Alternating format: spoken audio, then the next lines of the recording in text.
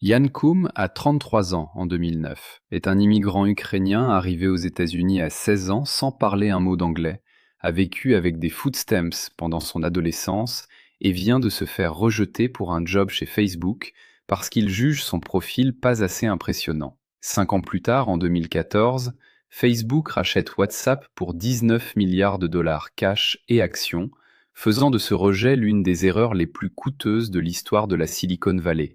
Et le plus fascinant, c'est que WhatsApp a atteint 450 millions d'utilisateurs actifs, avec exactement 55 employés et 0 $ dépensé en marketing. Dans les 15 prochaines minutes, vous allez découvrir exactement comment il a construit une application qui s'est propagée de façon virale pure à travers le monde entier, en déconstruisant le modèle exact qu'il a appliqué et comment vous pouvez reproduire cette approche aujourd'hui. En janvier 2009, Yann Koum achète son premier iPhone et passe des heures à explorer l'App Store qui vient de lancer 7 mois plus tôt, et il réalise quelque chose que personne d'autre n'a encore vraiment saisi. L'App Store vient de créer une opportunité de distribution massive où n'importe qui peut mettre une application devant des centaines de millions de personnes sans avoir besoin de négocier avec des opérateurs télécoms ou des distributeurs traditionnels. Et cette démocratisation totale de la distribution va permettre à des développeurs indépendants de concurrencer directement les géants établis.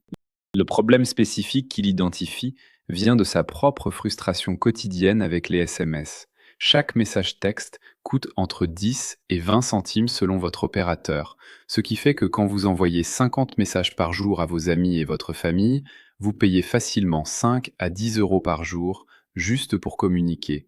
Et cette taxation arbitraire par les opérateurs télécoms sur quelque chose d'aussi fondamental que la communication humaine lui semble être une arnaque pure qui attend d'être disrupté. Les opérateurs maintiennent ces prix absurdes parce qu'ils contrôlent complètement l'infrastructure et qu'il n'existe aucune alternative viable.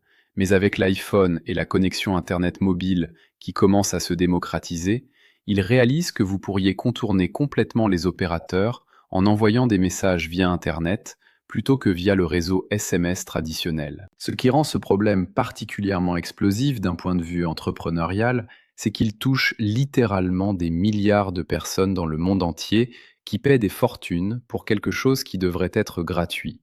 Un message texte qui contient 160 caractères représente techniquement quelques bytes de données qui coûtent une fraction de centime à transmettre. Et les opérateurs le facturent 20 centimes, soit une marge de plusieurs milliers de pourcents qui ne repose sur aucune justification technique, mais uniquement sur leur position de monopole.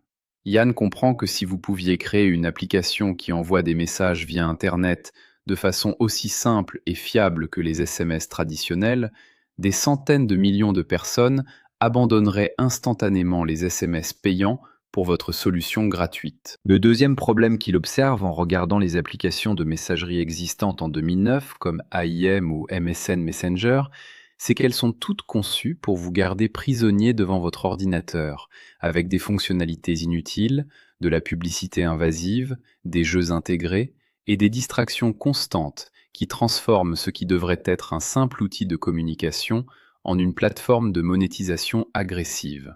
Jeanne, qui vient de passer 9 ans chez Yahoo et qui a vu de l'intérieur comment les grandes entreprises tech sacrifient systématiquement l'expérience utilisateur pour maximiser les revenus publicitaires, décide que son approche sera radicalement différente. Construire l'outil de communication le plus simple et le plus respectueux possible, sans aucune distraction ni monétisation agressive. La solution que Yann construit en février 2009 avec son ancien collègue de Yahoo Brian Acton repose sur une philosophie radicale qu'il résume en une phrase: No ads, no games, no gimmicks, qui signifie zéro publicité, zéro fonctionnalité inutile, zéro distraction, juste un outil de messagerie qui fait parfaitement une seule chose. La première version de WhatsApp, lancée en février 2009, est volontairement ultra minimaliste, au point d'être presque décevante. Vous installez l'app, elle scanne automatiquement vos contacts téléphoniques pour voir qui d'autre utilise WhatsApp, et vous pouvez leur envoyer des messages textes qui passent par Internet plutôt que par SMS. C'est tout. Pas de couleurs flashy, pas d'avatar personnalisable, pas de fonctionnalités sociales complexes, juste une liste de contacts et une interface de chat blanc sur gris qui ressemble à l'application SMS native de l'iPhone, mais qui fonctionne via Internet, donc gratuitement. Ce qui est brillant dans cette simplicité extrême, que beaucoup de gens critiquent initialement en disant que l'app est trop basique, c'est qu'elle élimine complètement toutes les barrières psychologiques à l'adoption. Votre grand-mère de 70 ans peut installer WhatsApp et comprendre comment l'utiliser en 30 secondes sans avoir besoin d'un tutoriel, parce que c'est exactement comme les SMS qu'elle utilise depuis 15 ans. Et cette accessibilité universelle permet à WhatsApp de se propager à travers toutes les démographies et tous les âges, là où des apps plus complexes comme Facebook Messenger restent confinées aux jeunes tech-savvy. Le modèle économique qu'ils choisissent est tout aussi radical et contre-intuitif. WhatsApp est gratuit la première année, puis coûte 99 centimes par an pour continuer à l'utiliser. Et ce pricing microscopique est volontairement conçu pour être assez bas pour que personne ne se donne la peine de désinstaller l'app à cause du prix, tout en générant assez de revenus pour couvrir les coûts de serveur et permettre à l'entreprise d'être profitable sans avoir besoin de publicité. Cette approche va complètement à l'encontre de la sagesse conventionnelle de la Silicon Valley en 2009, où tout le monde construit des apps gratuites financées par la publicité. Mais Jan et Brian refusent catégoriquement ce modèle parce qu'ils croient fondamentalement que la publicité corrompt toujours le design et pousse à maximiser le temps passé dans l'app plutôt qu'à créer la meilleure expérience utilisateur. Le deuxième pilier technique de leur solution, qui explique vraiment pourquoi WhatsApp explose de façon virale, c'est qu'ils résolvent parfaitement le problème du cold start des plateformes de messagerie. Quand vous installez une nouvelle app de messagerie, traditionnellement, vous ne pouvez parler à personne parce que vos amis ne l'ont pas encore installée, ce qui crée un chicken and egg problème. Mais WhatsApp scanne automatiquement vos contacts téléphoniques et vous montre en temps réel qui vient de rejoindre, créant un effet viral où chaque nouvelle personne qui installe l'app envoie automatiquement une notification sociale à tous ses contacts qui se disent « Tiens, un tel vient de rejoindre WhatsApp, peut-être que je devrais l'essayer aussi ». La stratégie de développement de fonctionnalités est guidée par un principe simple: ajouter uniquement ce qui est absolument nécessaire pour la communication basique et refuser systématiquement tout ce qui est cosmétique ou distrayant. En 2010, ils ajoutent les photos, parce que les gens veulent partager des moments visuels. En 2011, les messages de groupe, parce que les familles et les équipes veulent communiquer collectivement. En 2013, les messages vocaux, parce que parfois, parler est plus rapide que taper. Mais ils refusent catégoriquement d'ajouter des jeux, des stickers payants, des publicités ou n'importe quelle fonctionnalité qui transformerait WhatsApp en une plateforme sociale plutôt qu'en un simple outil de communication. Le lancement initial en février 2009 est un échec complet, avec seulement quelques centaines de téléchargements dans les premiers mois. Et Yann pense sérieusement à abandonner le projet parce que personne ne semble comprendre l'intérêt d'une app de messagerie alors que tout le monde a déjà les SMS inclus dans leur forfait. Ce qui sauve WhatsApp d'une mort certaine, c'est le lancement de l'iPhone 3.0 en juin 2009, qui introduit les push notifications permettant à WhatsApp d'envoyer des alertes instantanées quand vous recevez un message, exactement comme les SMS. Et du jour au lendemain, l'app devient vraiment utile parce que vous n'avez plus besoin de la garder ouverte en permanence pour recevoir vos messages. L'explosion virale commence vraiment à l'international plutôt qu'aux États-Unis pour une raison simple. Aux États-Unis, en 2009, la plupart des gens ont des forfaits illimités qui incluent les SMS. Donc, ils n'ont pas de raison économique forte de switcher. Mais dans des pays comme l'Inde, le Brésil, l'Espagne ou l'Indonésie, où les SMS coûtent cher et où les forfaits data commencent à se démocratiser, WhatsApp représente une économie massive, immédiate. Un utilisateur indien qui paye 10 roupies par SMS et qui envoie 50 messages par jour économise 500 roupies par jour en utilisant WhatsApp, soit 15 000 roupies par mois, ce qui représente un pourcentage significatif d'un salaire moyen. Et cette proposition de valeur économique claire déclenche un bouche-à-oreille viral massif. Ce qui transforme cette croissance initiale en explosion exponentielle, c'est l'effet réseau viral pur, où WhatsApp devient exponentiellement plus utile à mesure que plus de gens l'utilisent. Quand seulement 10% de vos contacts sont sur WhatsApp, l'app n'a qu'une utilité limitée. Mais quand 50% de vos contacts sont dessus, elle devient votre moyen de communication principal. Et quand 90% sont dessus, Ne pas avoir WhatsApp signifie être socialement exclu. Cette dynamique crée une pression sociale massive, où les derniers adoptants rejoignent non pas parce qu'ils sont convaincus par les fonctionnalités, mais parce que littéralement tout le monde autour d'eux utilise déjà WhatsApp et qu'ils n'ont plus le choix. La croissance se fait pays par pays en vagues successives, sans aucune stratégie marketing délibérée, mais purement par contagion sociale organique.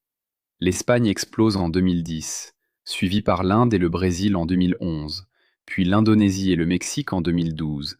Et à chaque fois, le pattern est identique, où la croissance commence lentement dans les grandes villes, parmi les early adopters, puis atteint un point de bascule où en quelques mois, la majorité du pays adopte l'app. En 2013, WhatsApp atteint 200 millions d'utilisateurs actifs quotidiens en restant une équipe de 55 personnes, ce qui représente un ratio de 3 600 000 utilisateurs par employé, qui est probablement le plus élevé jamais atteint dans l'histoire de la tech. Le passage de 200 millions à 450 millions d'utilisateurs actifs entre 2013 et 2014 se fait en maintenant exactement la même philosophie de simplicité extrême et de refus catégorique de toute monétisation agressive. Et paradoxalement, c'est précisément ce refus de compromettre les valeurs qui rend WhatsApp si attractif pour une acquisition massive. Mark Zuckerberg observe avec une inquiétude croissante que WhatsApp devient le moyen de communication dominant dans des dizaines de pays émergents où Facebook Messenger n'arrive pas à percer. Et il réalise que si cette tendance continue, WhatsApp pourrait devenir la plateforme de communication globale dominante, ce qui menacerait directement la position de Facebook. La négociation d'acquisition en février 2014 se fait dans un contexte où WhatsApp génère seulement 20 millions de dollars de revenus annuels via les abonnements à 99 centimes et emploie 55 personnes. Et pourtant, Facebook paie 19 milliards de dollars, soit un multiple de 1000 fois les revenus, qui semble complètement délirant pour les observateurs externes. Ce prix se justifie aux yeux de Zuckerberg par trois facteurs. Premièrement, WhatsApp ajoute 1 million de nouveaux utilisateurs par jour, ce qui représente une croissance plus rapide que Facebook lui-même n'a jamais connue. Deuxièmement, l'app domine complètement dans les marchés émergents qui représentent les prochains milliards d'utilisateurs Internet. Et troisièmement, empêcher WhatsApp de devenir un concurrent stratégique vaut n'importe quel prix quand Facebook génère déjà des milliards de profits annuels. Ce qui rend cette acquisition particulièrement fascinante, c'est que Yann Koum négocie et obtient une autonomie opérationnelle quasi totale, où WhatsApp reste une entité séparée avec sa propre équipe et sa propre culture. Et Facebook s'engage contractuellement à ne jamais introduire de publicité dans WhatsApp, ni à partager les données utilisateurs avec Facebook, garantie qui reflète les valeurs fondamentales de Yann et qui sont non négociables, même pour 19 milliards. Cette insistance absolue sur le maintien de l'intégrité du produit, même après l'acquisition, démontre que Yann n'a jamais construit WhatsApp pour devenir riche, mais vraiment pour créer le meilleur outil de communication possible. Et ironiquement, c'est précisément cette authenticité qui a créé assez de valeur pour justifier le prix le plus élevé jamais payé pour une start-up. Le modèle WhatsApp est reproductible dans n'importe quel secteur où les solutions existantes sont surchargées de fonctionnalités inutiles et de monétisation agressive, alors que les utilisateurs veulent juste un outil simple qui fait parfaitement une seule chose. Applications de notes, où Evernote et Notion, sont devenues tellement complexes que beaucoup de gens veulent juste une app ultra simple pour écrire du texte. Outils de To-Do, où Asana et Monday, sont over-engineered pour 90% des utilisateurs qui veulent juste une liste basique. Apps de budgeting, où Mint et YNAB ont des interfaces incompréhensibles, alors que les gens veulent juste traquer leurs dépenses simplement. Ou outils de partage de fichiers, où Dropbox et Google Drive sont surchargés de fonctionnalités collaboration que personne n'utilise. Pour reproduire le blueprint WhatsApp en 2026. Phase 1. Identifier un outil que des centaines de millions de personnes utilisent quotidiennement, mais qui est frustrant à cause de sa complexité ou de sa monétisation agressive. Phase 2. Construisez la version la plus simple possible, qui fait uniquement la fonction core parfaitement, sans aucune distraction ni fonctionnalité secondaire. Phase 3. Choisissez un modèle de monétisation ultra transparent qui coûte presque rien à l'utilisateur plutôt que de la publicité ou du freemium complexe. Phase 4. Misez tout sur la qualité technique et la fiabilité absolue, parce que dans un outil utilitaire, la performance prime sur les features. Et phase 5.